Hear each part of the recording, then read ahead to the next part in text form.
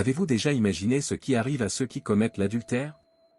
J'ai vécu quelque chose que je n'aurais jamais imaginé, quelque chose de si horrible que les mots ne peuvent pas le décrire.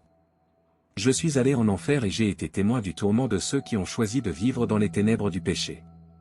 La souffrance que j'ai vue est plus terrifiante que n'importe quel cauchemar, et je dois partager cela avec vous, car ce que j'ai vécu peut changer votre vie à jamais. Croyez-moi, ce que j'ai vu n'est pas quelque chose que vous voudriez expérimenter. La douleur, le regret, la terreur. Tout cela est réel et attend ceux qui persistent dans l'erreur. Je suis ici pour vous alerter, le chemin du péché a un prix, et il peut être plus élevé que vous ne l'imaginez. Restez avec moi jusqu'à la fin, car ce que je vais révéler pourrait sauver votre âme. Mais avant de continuer, assurez-vous que vous êtes déjà abonné à la chaîne, car ici, nous proposons une série de vidéos comme celle-ci qui vous permettront de mieux comprendre ces histoires émouvantes de la vie d'une manière plus claire, spirituelle et profonde comme vous ne l'avez jamais vu. Je dois vous raconter quelque chose qui a changé ma vie pour toujours. Ce n'est pas facile à admettre, mais peut-être que mon histoire est ce dont vous avez besoin d'entendre maintenant. Mon nom est Jonathan, et pendant des années, j'ai été pasteur. J'étais sur la chaire, prêchant sur la sainteté, sur comment vivre dans la pureté, sur comment nous éloigner du péché. Les gens me regardaient comme un exemple à suivre. Mais ce qu'ils ne savaient pas, ce que je refusais même d'admettre à moi-même, c'est que je vivais un mensonge. Je parlais de sainteté, mais dans mon cœur, j'en étais loin. Je vivais dans la fornication, engagé dans une relation que je savais mauvaise. Je justifiais mes erreurs avec des excuses qui semblaient raisonnables dans ma tête. Personne n'est parfait, me disais-je. Dieu comprend mes faiblesses. Et ainsi, jour après jour, je prêchais contre les mêmes péchés que je commettais. C'était comme si je vivais deux vies, une publique, que tout le monde admirait, et une secrète, que je gardais cachée, pensant qu'elle ne serait jamais découverte. Cette hypocrisie me rongeait de l'intérieur, mais je croyais toujours que j'aurais le temps de tout réparer. Demain, je vais vraiment me repentir, pensais-je.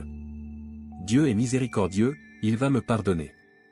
Mais ce que je ne comprenais pas, c'est que chaque fois que je retardais mon repentir, je m'éloignais encore plus de Dieu. Et je ne réalisais pas le danger que je courais. Puis, c'est arrivé. Une nuit, en rentrant d'un engagement, j'ai eu un accident de voiture. C'était si soudain, si viol, que cela reste flou dans ma mémoire. Je me souviens des phares qui venaient vers moi, et après cela, tout est devenu noir. Quand je me suis réveillé, je n'étais plus à l'hôpital. Non, j'étais dans un endroit qui m'a coupé le souffle d'une manière qu'aucun mot ne peut décrire. J'étais dans une vallée, un endroit sombre, rempli de feu et de cris. C'était comme si tout le poids de mes péchés m'avait rattrapé d'un coup. À ce moment-là, j'ai compris, je voyais l'enfer. Ce n'était pas une métaphore, ce n'était pas un rêve. C'était réel. Et là, en regardant les âmes tourmentées, j'ai ressenti le poids de mes choix. Les justifications que j'avais utilisées pour mes péchés n'avaient plus aucun sens. Personne n'est parfait, ne signifiait plus rien ici. Et puis, Jésus est apparu devant moi. Il n'est pas venu avec des accusations ou de la colère. Il m'a regardé dans les yeux, et j'ai ressenti un amour si profond qu'il m'a brisé. Mais en même temps, j'ai ressenti la vérité. Il m'a montré ce que je faisais. Jonathan, m'a-t-il dit, tu vois cela parce qu'il est encore temps pour toi. Mais pour eux, le temps est écoulé. À ce moment-là, j'ai vu ma vie telle qu'elle était vraiment. Je n'étais pas le pasteur saint que je prétendais être. J'étais un pécheur, perdu, enfermé dans ma propre hypocrisie.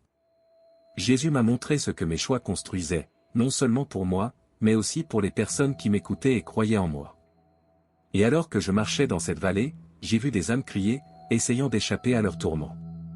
J'ai vu un homme qui disait avoir bien vécu, mais qui maintenant était pris dans un cycle de regret éternel. Il a crié, « Pourquoi n'ai-je pas écouté? Pourquoi ne me suis-je pas arrêté ?» Ces mots résonnaient comme un tonnerre dans mon esprit. Jésus m'a montré que le péché n'est pas seulement quelque chose que nous faisons, c'est quelque chose qui nous façonne, quelque chose qui nous transforme. Il m'a dit, « Jonathan, le péché aveugle. Mais moi, je suis la lumière. Va et dis au monde qu'il est encore temps, mais que le temps est court. » Je ne sais pas comment expliquer à quel point cela m'a impacté. Chaque parole de Jésus semblait couper mon cœur, mais en même temps, c'était comme si un nouvel espoir naissait en moi. Je veux que vous sachiez, je ne dis pas cela pour vous effrayer ou vous condamner. Je le dis parce que je sais à quel point il est facile de tomber dans le piège de penser que nous avons du temps. J'ai vécu ainsi, pensant que je pourrais toujours me repentir demain. Mais que se passe-t-il si demain n'arrive jamais? Après l'accident, lorsque j'ai enfin réalisé que je n'étais plus dans mon corps, tout a commencé à se révéler d'une manière que je n'aurais jamais imaginé possible. C'était comme si j'avais été arraché de la réalité que je connaissais et jeté dans un abîme sans fin. La première chose que j'ai ressentie fut un froid intense, mais ce n'était pas un froid physique. C'était un vide, un poids sur mon âme, comme si tout mon être était écrasé par quelque chose d'invisible. Je regardais autour de moi et je voyais une obscurité qui semblait vivante, palpitante. Ce n'était pas seulement l'absence de lumière, c'était comme si cette obscurité avait une présence, une conscience. Et au milieu de tout cela, j'entendais des cris. Des cris de douleur, de désespoir, de personnes qui semblaient implorer de l'aide, mais qui ne pouvaient échapper à ce qui les retenait. Le son était assourdissant, et je ne pouvais ignorer ce qui se passait. Alors que je marchais dans cet endroit, j'ai vu des figures au loin, mais elles ne semblaient pas humaines. C'étaient des ombres, des formes déformées, comme si leurs âmes avaient été consumées par leur propre souffrance. Et c'est alors que j'ai entendu une voix. Ce n'était pas une voix forte, mais elle a résonné en moi comme un tonnerre. « Jonathan, où sont tes œuvres ?»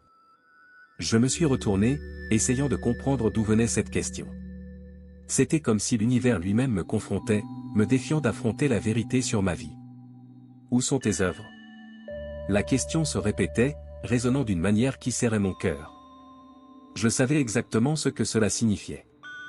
J'avais passé des années à prêcher, à parler de Dieu, de sainteté, mais qu'avais-je réellement accompli? À cet instant, comme si un film était projeté dans mon esprit, j'ai vu ma vie défiler devant mes yeux.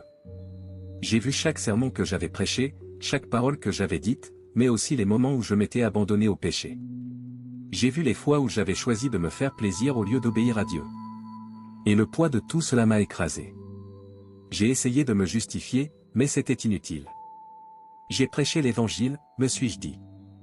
Mais la voix a répondu, comme si elle connaissait chacune de mes pensées, tu as prêché ce que tu ne vivais pas. Tes paroles étaient vides parce que ton cœur était loin de moi. C'est là que j'ai compris quelque chose d'encore plus terrible. Chaque cri que j'entendais dans l'obscurité portait un poids personnel. C'étaient des personnes qui m'avaient écouté, qui avaient cru en moi en tant que leader spirituel, mais qui avaient été égarés par mon hypocrisie. J'ai vu des visages familiers, j'ai vu des larmes. Et ce qui m'a terrifié le plus, c'est la vérité qui m'a été révélée, il ne s'agissait pas seulement de mon âme, mais aussi de celle de tous ceux que j'avais influencés. Jonathan, dit à nouveau la voix, tu te souciais de ce que les hommes pensaient, mais tu m'as ignoré. Et maintenant? Où sont tes œuvres? Je suis tombé à genoux, ou du moins c'est ce que j'ai ressenti, car dans cet état, je n'avais plus de corps physique. Mais mon âme était prosternée, totalement dépouillée de toute défense. Et c'est à ce moment-là que la présence de Jésus est réapparue. Il ne m'a pas regardé avec colère, mais avec une tristesse si profonde qu'elle a transpercé mon cœur comme une lame. Il a tendu la main, et d'une manière ou d'une autre, j'ai su qu'il me donnait une dernière chance. Jonathan, retourne et témoigne. Dis au monde ce que tu as vu ici. Dis-leur que le temps est compté. J'ai ressenti une force, comme si une puissance me ramenait dans mon corps. Et tout à coup, je me suis réveillé.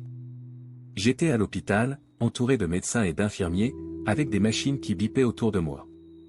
Mon corps était blessé, mais mon âme avait été transformée. Cette expérience surnaturelle n'était pas seulement un avertissement. C'était une confrontation directe avec la vérité sur qui j'étais et sur l'impact de mes choix. Quand je pense à ce que j'ai vu dans cette vallée d'obscurité, aux cris et aux âmes tourmentées, je sais que je ne peux plus vivre comme avant. Mais savez-vous ce qui me hante le plus? C'est la question qui résonne encore dans mon esprit, où sont tes œuvres? Parce que cette question ne s'adresse pas qu'à moi. Elle s'adresse à nous tous. Lorsque je suis revenu dans mon corps après cette expérience de mort imminente, je savais qu'il allait encore se passer quelque chose de très profond. Mais jamais je n'aurais imaginé ce que Dieu avait réservé pour moi. Quelques semaines après l'accident, alors que j'étais encore en convalescence, j'ai fait un rêve ou peut-être une vision qui était aussi réelle que l'air que nous respirons. J'étais de retour dans cette obscurité que j'avais déjà expérimentée, mais cette fois, il y avait quelque chose de différent. C'était comme si j'étais guidé, emmené dans un lieu que mon cœur redoutait de connaître. Au fond de moi, je savais où j'allais. J'ai été conduit dans une vallée. Quand je dis « vallée », ne vous méprenez pas en imaginant un endroit paisible. Cette vallée était un gouffre sans fin, rempli de feu, de fumée et d'une odeur insupportable de soufre. La chaleur était étouffante, mais ce qui m'a le plus marqué, ce furent les sons. Des cris, des lamentations et des gémissements résonnaient de toutes parts. C'était une douleur qui semblait interminable, une angoisse qui n'était pas seulement physique, mais aussi spirituelle, comme si chaque âme là-bas était déchirée de l'intérieur et de l'extérieur. Alors que je regardais autour de moi, j'ai commencé à distinguer des formes humaines dans ce lieu, mais elles n'étaient plus comme nous. C'étaient des ombres, des corps déformés, enchaînés ou entourés de flammes qui ne consumaient pas, mais torturaient sans relâche. Certaines de ces âmes criaient, d'autres pleuraient simplement, mais ce qui m'a le plus frappé, c'est ce qu'elles disaient. Pourquoi ne me suis-je pas repenti? Pourquoi ai-je choisi le plaisir éphémère au lieu d'obéir? Ces mots résonnaient comme un lamento collectif. Et il était impossible de ne pas reconnaître que beaucoup d'entre eux étaient exactement là où j'aurais pu être. C'est alors que j'ai compris que cette vallée n'était pas un lieu quelconque, c'était un espace réservé à ceux qui avaient vécu dans des péchés sexuels sans repentance. La vision m'a montré des hommes et des femmes qui avaient ignoré les commandements de Dieu concernant la sainteté, qui avaient choisi la fornication, l'adultère et d'autres péchés similaires, croyant qu'ils auraient toujours le temps de se repentir. Ils étaient nombreux. J'ai vu des visages qui semblaient familiers, mais déformés par la douleur et le tourment. Chacun était prisonnier de sa propre torture, mais ce qui m'a le plus choqué, c'est de comprendre que le tourment n'était pas seulement physique. C'était comme si leur propre péché s'était transformé en monstres qui les poursuivaient sans relâche. J'ai vu des créatures qu'on ne peut décrire que comme démoniaques. Elles avaient des formes grotesques, des yeux vides, et un plaisir évident à infliger de la souffrance. Certaines de ces créatures traînaient les âmes avec des chaînes, d'autres les jetaient dans le feu, et d'autres encore murmuraient, se moquant, rappelant à chacun ses erreurs et ses choix. Et puis, une voix s'est fait entendre. La même voix qui m'avait confronté auparavant, mais cette fois, elle parlait de ceux qui étaient devant moi. Jonathan, voici ceux qui ont vécu pour les plaisirs de la chair et qui ont rejeté mon appel à la repentance. Ils ont préféré le monde à moi. Ici, ils récoltent ce qu'ils ont semé. Je n'arrêtais pas de trembler. Tout ce que je voulais, c'était partir, mais ce n'était pas possible. Je devais voir. Je devais comprendre la gravité de ce que j'avais prêché sans vivre, de ce que j'avais ignoré en pensant que je pourrais me repentir plus tard. Un détail qui a attiré mon attention fut le silence de Dieu dans ce lieu. Il n'y avait pas la moindre sensation de sa présence. Et cela, pour moi, était le plus grand tourment de tous. Parce que, même dans les moments les plus difficiles de ma vie, j'avais toujours su, au fond de moi, que Dieu était avec moi. Mais là, en enfer, il n'y avait que l'absence. Une absence si profonde qu'elle semblait étouffée. Alors que je continuais à observer, j'ai été amené à comprendre quelque chose qui a totalement changé ma vision du péché. Ce n'était pas seulement une question des actions que nous commettons. Le péché n'est pas seulement ce que nous faisons, c'est ce que nous devenons lorsque nous nous éloignons de Dieu. Chaque mensonge, chaque trahison, chaque acte de désobéissance n'était pas seulement une décision isolée, c'était une toile qui nous emprisonnait et nous transformait, un pas après l'autre, jusqu'à ce que nous devenions méconnaissables. Une chose m'est apparue clairement, personne n'arrive en enfer soudainement. C'est un chemin, un choix répété d'ignorer les avertissements de Dieu, de durcir son cœur et de justifier ce que nous savons être mal. Les personnes que j'ai vues là-bas n'étaient pas des monstres. C'étaient des gens comme moi, comme vous, qui, à un moment donné, ont choisi de croire que leurs actions n'auraient pas de conséquences. Mais il y avait une différence entre eux et moi, j'étais encore vivant. J'avais encore une chance de changer, de me repentir, de revenir à Dieu. Cette voix a continué, toi, Jonathan, tu as été épargné. Pas parce que tu le méritais, mais parce qu'il y a encore un but dans ta vie. Dis à mon peuple que le temps de la repentance, c'est maintenant. Montre-leur ce que tu as vu et dis-leur que je suis un Dieu d'amour, mais aussi de justice. Je suis tombé à genoux, en pleurant. Je me suis souvenu des fois où j'avais justifié mes choix, des fois où j'avais pensé que les petits péchés n'avaient pas d'importance. Mais dans cette vallée, il n'y avait rien de petit. Chaque décision, chaque acte, portait un poids éternel. Et ce qui a brisé mon cœur, c'est de voir que ces âmes suppliaient pour une seconde chance qui ne viendrait jamais. Dieu, pardonne-moi, criait-elle, mais il était trop tard. Alors que je regardais, l'une des créatures s'est tournée vers moi, comme si elle remarquait ma présence. Sa bouche s'est ouverte, révélant une rangée de dents acérées, et elle a commencé à venir vers moi. C'est à ce moment-là que j'ai été arraché à cette vision et que je me suis réveillé en sursaut, mon corps en sueur, mon cœur battant à tout rompre. Cette expérience a tout changé pour moi. Ce n'était pas seulement un avertissement, c'était une mission. Ce n'était pas seulement à propos de ce que j'avais vécu, mais de ce que je devais partager. Maintenant, je savais que je ne pouvais pas garder cela pour moi. Il y avait une urgence dans mon âme, et j'ai compris que je devais raconter au monde ce qui se passe lorsque nous ignorons les commandements de Dieu. Je veux que vous prêtiez une grande attention à ce que je vais partager avec vous maintenant, car la leçon que j'ai apprise est l'une des plus importantes de ma vie. Ce qui m'est arrivé, après tout ce que j'ai vu et vécu, résonne encore dans mon cœur à ce jour. J'étais là, en enfer, témoin du prix du péché, et une chose est devenue très claire pour moi, chaque choix, aussi petit qu'il puisse paraître, a des conséquences éternelles. Avant cet accident, je vivais ma vie comme si j'avais tout le temps du monde. Je savais ce qui était juste, mais je choisissais souvent ce qui était plus facile, ce qui me plaisait sur le moment. Je pensais que je pourrais me repentir plus tard, que j'aurais encore du temps. Je reportais les changements, me disant, pas maintenant, demain je commencerai à changer. Et je faisais cela encore et encore. Mais, cher ami, ce que j'ai vu en enfer était un avertissement clair, quelque chose que je ne peux ignorer. J'ai vu comment les petits choix, les décisions quotidiennes, celles que nous pensons insignifiantes, peuvent nous éloigner de Dieu et nous écarter de sa miséricorde. Chaque fois que nous ignorons la voie de Dieu, chaque fois que nous retardons le repentir, nous faisons un pas de plus vers le précipice. Chaque choix que nous faisons, même les plus simples, nous façonne et nous dirige vers une destination finale, une destination qui peut être la vie ou la mort, le salut ou la condamnation. J'ai vu des personnes qui, de leur vivant, disaient « Je me repentirai plus tard, je sais ce que je fais de mal, mais ce n'est pas encore le moment, Dieu est miséricordieux, il me pardonnera quand je déciderai de changer. » Mais ce que ces personnes ne comprenaient pas, et ce que je n'ai pu comprendre qu'après avoir été dans cet endroit, c'est que le temps n'est pas garanti. Le temps est limité. Notre vie est fragile, et le moment du repentir peut ne pas arriver comme nous l'imaginons. Il y avait une tristesse profonde chez les personnes qui étaient là, non seulement à cause de la douleur de leur tourment, mais aussi à cause de la douleur de savoir qu'elles avaient perdu la seule occasion qu'elles avaient de changer. Elles étaient là non pas parce que Dieu les avait rejetées, mais parce qu'elles avaient rejeté la miséricorde de Dieu pendant qu'elles étaient en vie.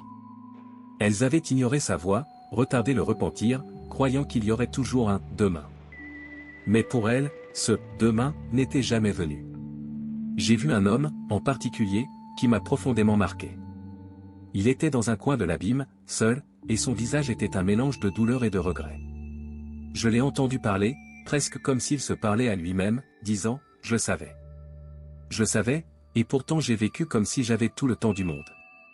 Maintenant, il ne reste que la douleur, le tourment, la solitude. J'ai tout fait de travers. » Son regard m'a transpercé. Il savait qu'il avait perdu sa chance de se repentir. Il avait ignoré la voix de Dieu pendant si longtemps que, lorsqu'il s'en est finalement rendu compte, le temps s'était déjà écoulé.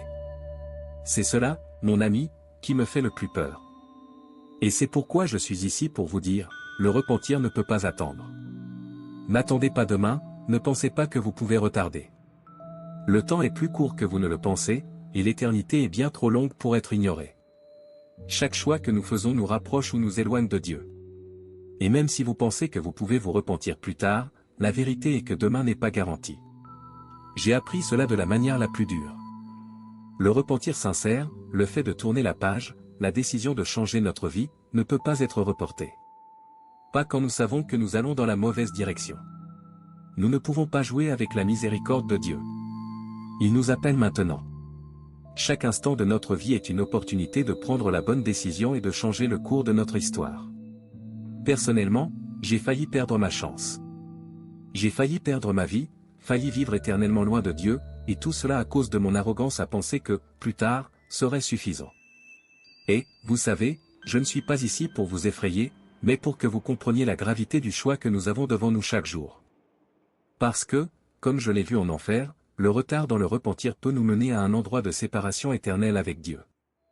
Je ne veux pas que vous viviez cela. Je veux que vous compreniez, une fois pour toutes, que le moment de se repentir, c'est maintenant. Peu importe ce que vous avez fait, peu importe à quel point vous vous êtes éloigné de Dieu. Il est prêt à vous accueillir, mais vous devez prendre la décision aujourd'hui, pas demain. Le demain peut ne jamais arriver, mais aujourd'hui, maintenant, est tout ce que vous avez. Je sais que vous vous demandez peut-être, mais qu'en est-il de la grâce de Dieu? Et le pardon? Est-ce que je peux pécher et me repentir ensuite? Je veux que vous compreniez cela maintenant, une fois pour toutes, car ce que j'ai vécu m'a montré clairement la puissance de la grâce de Dieu, mais aussi le sérieux de sa justice. Lorsque j'étais dans cet endroit, cet abîme de souffrance, j'ai vu quelque chose qui m'a profondément marqué. J'ai vu des âmes qui, à un moment donné de leur vie, avaient reçu l'appel de Dieu, mais qui l'avaient ignoré. J'ai vu des personnes qui pensaient qu'elles pouvaient continuer à vivre dans le péché parce que Dieu est bon, parce qu'il est miséricordieux, et qu'à la fin, il les pardonnerait simplement. Mais, vous savez, cela était une grande erreur, un mensonge auquel moi-même j'avais cru pendant longtemps. Dieu est, oui, amour et miséricorde, mais il est aussi justice. J'ai vu cela de manière si claire dans cet endroit.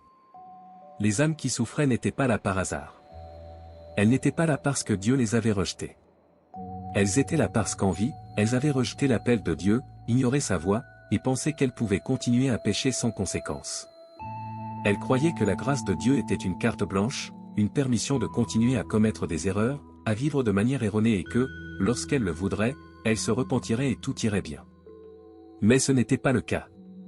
J'ai vu combien la grâce de Dieu est puissante, combien elle peut transformer une vie, mais j'ai également vu, avec un grand poids, qu'elle n'est pas une excuse pour continuer à faire ce qui est mal. Comme je l'ai dit, Dieu est amour, mais il est aussi juste. Et la justice de Dieu exige une réponse. Une réponse de repentir, un changement de vie, un éloignement du péché.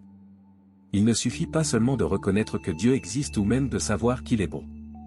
Ce qui compte, c'est ce que nous faisons de cette connaissance, comment nous répondons à son appel.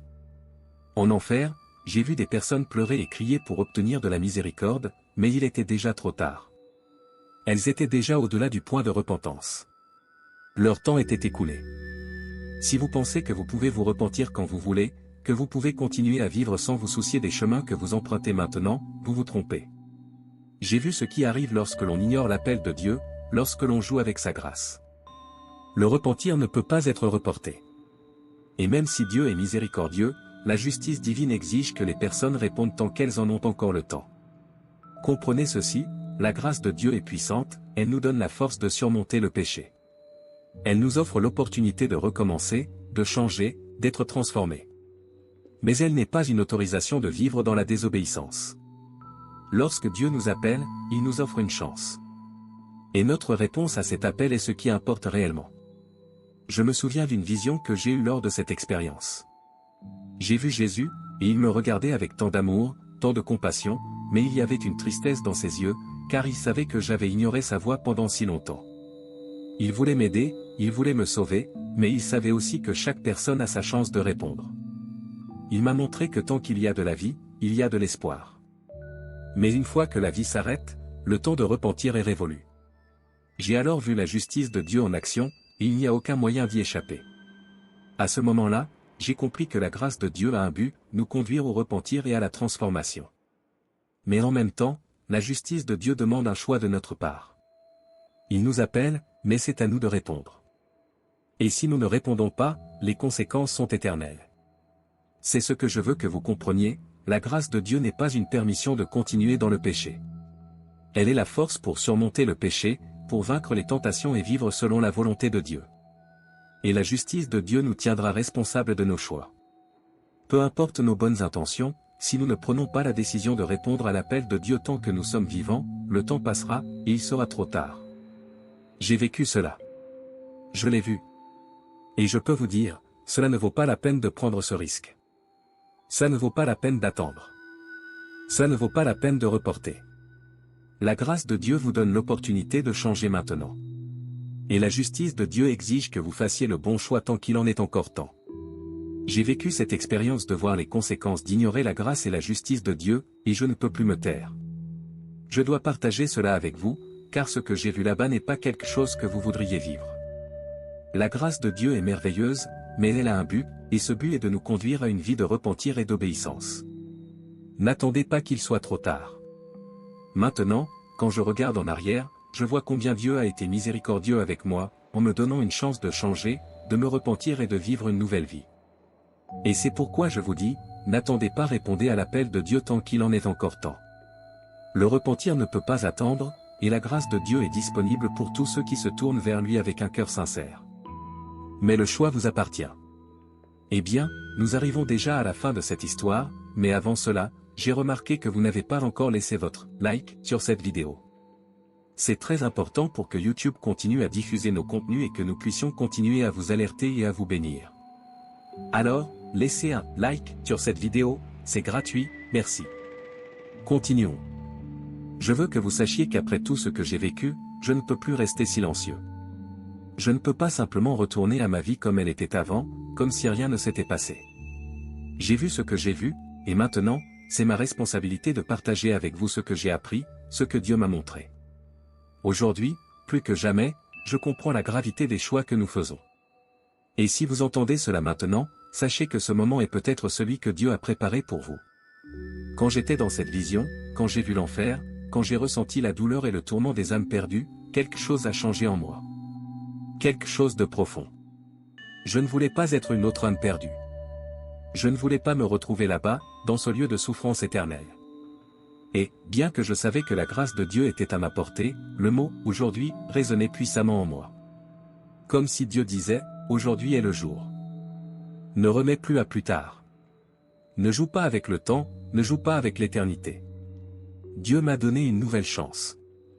Il m'a donné une opportunité de changer, une opportunité de faire ce qui est juste. Et j'ai vu sa miséricorde en action, car il m'a tendu la main, il m'a appelé à nouveau, il m'a rappelé que la vie que je menais, faite d'hypocrisie et de péché, ne lui plaisait pas.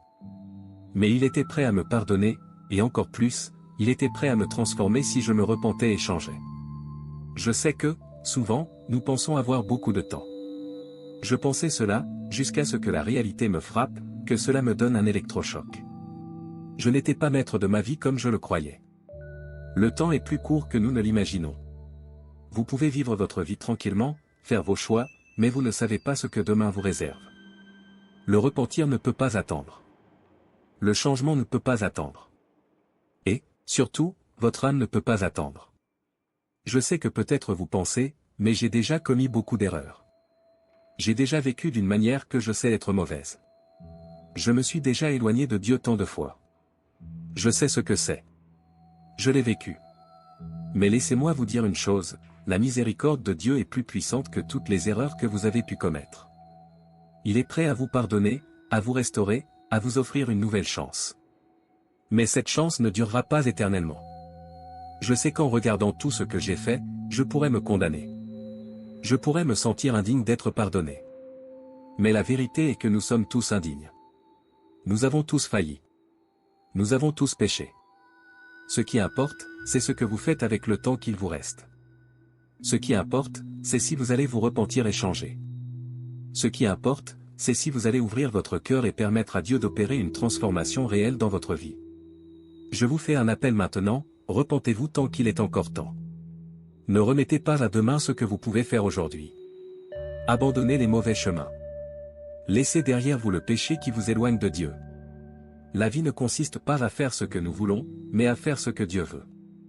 Et lorsque vous commencez à vivre pour lui, lorsque vous commencez à marcher dans son chemin, c'est alors que vous trouvez la véritable paix, la véritable joie. Je sais que cela peut être difficile.